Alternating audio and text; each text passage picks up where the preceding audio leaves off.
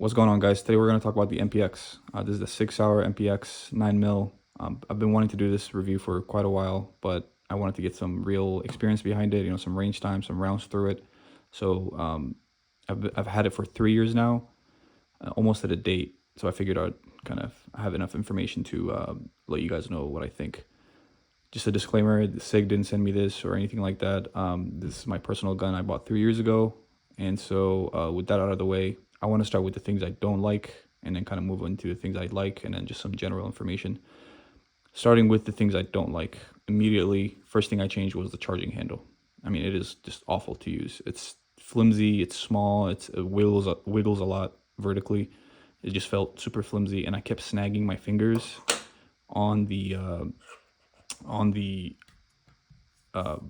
stock or brace I had. It was the first, I think, brace I had was the SB Tactical collapsible brace, and I just kept snagging my fingers every time I tried to pull the charging handle. I did change it to the Radian LT for the MPX. It's a little bit bigger, wider, I guess, and just works fine. It still wiggles a little bit, but it's manageable. That's the first thing I changed. Second thing is, I wouldn't say this is a huge con, just something, obviously kind of as a result of how I have it set up, but I do believe it is a little bit on the heavier side. I do have a lot of stuff up front here, so it's not going to help, obviously, but I would even say it's super heavy. It's just a little bit unbalanced. I think it's just, I don't know. I think the full mag plus suppressor plus, all that stuff obviously makes rifles heavier on the front end, but it did feel a little bit on the heavier side. Obviously, it's not polymer anywhere. It's all aluminum, so it's just not going to be as light as like a polymer rifle. It is a rifle. I have it SBR'd. It's one of the first things I did when I got it. But other than the charging handle, a little bit of the weight, I would say everything else is pretty good on this gun, except suppression. So if you don't know, Sig uses on some of their rifles, they use a kind of like a unique threading pattern. It is left-handed, and their barrels are also tapered, so it does make it a little bit difficult to suppress. It's not as easy as like an AR or something. So I'm running the Omega 9K from Silencer & Co. And I'm using the Q adapter, both like the flash hider, I guess, and their insert for their for the Omega 9K. So that works. It does make the length a little bit like longer, but it works. There's a few options on how to do this, but I went with the Q because I've used this stuff before. Other than that, I do have the vertical grip. If you are tall or if you have a long wingspan, this gun is super short. Obviously, it's one of the good things about it, but it can be a little bit uncomfortable after a while to shoot. This is just super compact, and it does have a short stock. The cool thing is it comes with 1913, so you can change this to anything you like AR style, or like I said, the collapsible from SB. Yeah, even Sig has their own collapsible stock. It is a stock, it's not a brace, but there's just tons of options, so you can always change that. Another cool thing is the bolt release. I will say I have never used a bolt release in like a real range session or training or anything like that. It's just a habit of mine. I just use the regular, just because I have ARs. I shoot ARs mostly, and I use the regular bolt release on the other side.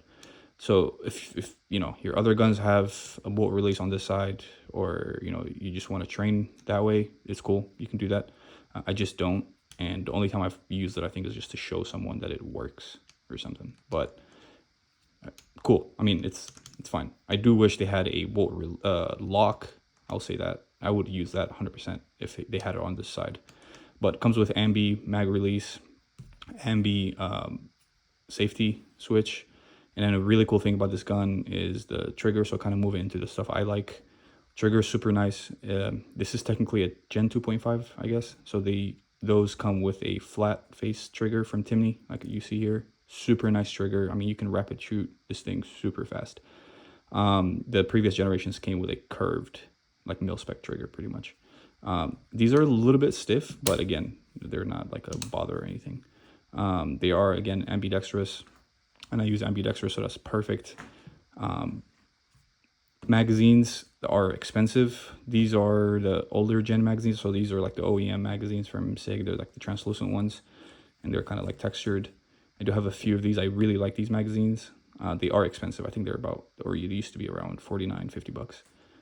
Thrill started making non-translucent, like regular, like polymer magazines, and I think Sig uses that now from them as well. So I don't think they make these anymore. But these are cool. I like those. The Thrill magazines are cheaper, and I heard they're just as nice. I haven't really used them just because I have a bunch of these, but really nice magazines. I've never had an issue with these magazines at all. Other than that, Handguard, super cool. You can just swap this out. The MPX comes in 4 and 8 inches, and there's also a 6-inch from Sig that you can replace. I've ran the 4-inch. It came with a 4-inch, and I've ran the 8-inch. Never ran the 6-inch, so it's totally up to you. Just because I run it suppressed 100% of the time, I'm running the 4-inch, so it's a little bit shorter. But I have ran the 8-inch, and it works perfectly fine. Accuracy-wise, I wouldn't use this gun for anything past 50 yards. I just don't think it's, I don't know. It's just not made for that, in my opinion. Anything under that, it's perfect. Anything under 50, I would even say under 25. It's basically a replacement for a handgun. Stock, you have a bunch of options. Again, if you SBR it, you just have so many options from Sig alone. You have foldable, collapsible, all kinds of like gas mask types. All the ones from the MCX work on this as well. Again, 1913, so you have so many options. You already have a groove for the collapsible ones. I used one from SB Tactical. It's really nice. The only thing is it increases the length, so when it's collapsed, it's going to go up to about here. And a really cool thing about this gun is it can just be shorter because it's piston based. So you can just fold this and it makes it super compact. And especially if you just, twist the suppressor off, then you have a super tiny package. Use case wise, I would say this is perfect, like either a nightstand gun or a range blinker. It's 9mm. 9mm is relatively cheaper these days to other, especially rifle rounds. So you can it's a nice cheap blinker. The gun itself is not cheap. I think it was around 1900 when I got this, but super durable. You get what you pay for, and Sig has a pretty good reputation on final products. I'll say that, or at least Gen 2, Gen 3s. Other than that, I would say this is not what it came with. The pistol grip, it did come with a more vertical pistol grip with a more 90-degree pistol grip. I like this. This is like the OG MCX grip.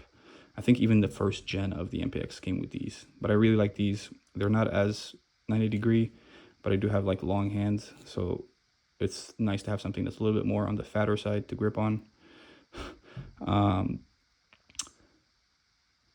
In terms of accessories, I do have the Arasaka 300. It's nice and short perfect for this gun, and I have the mod button. And I would say 100% you need to put a sling if you have a rifle, obviously. And I've been in situations where I've had to, carry something in like home situation, and 100%, especially if you have like a pet or something, I would go for a rifle with a sling on instead of a pistol. It's just easier to manage and more accurate, honestly.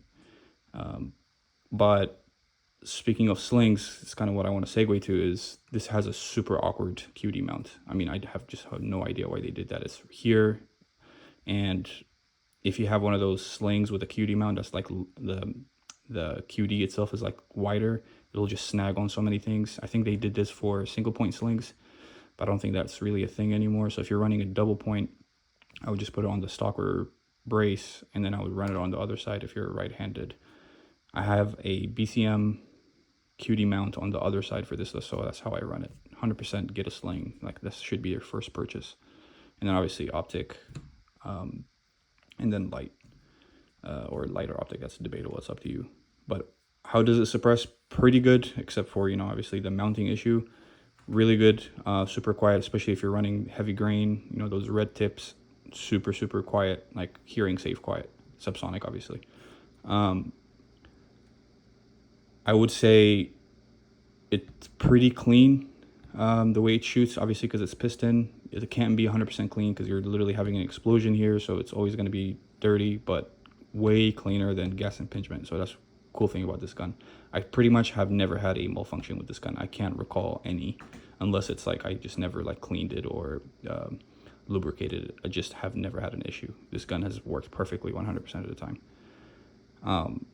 So super reliable, super small, and you know, if you would have one gun, obviously I would go for a rifle. If you had to have one rifle, but if you're on the smaller side, or if you have a partner or something, that's, you know, if they're on the smaller side, this is perfect for that.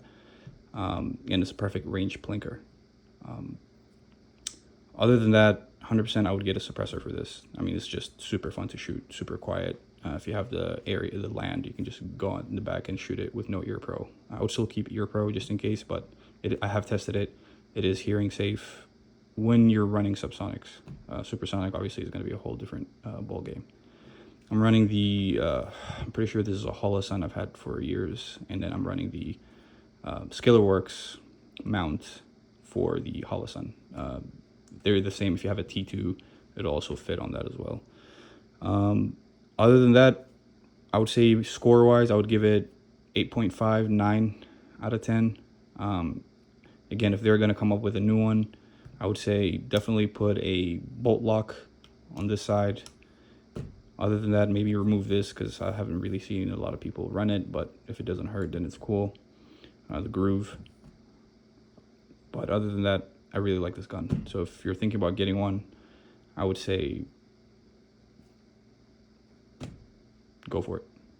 All right, I'll see you guys in the next video.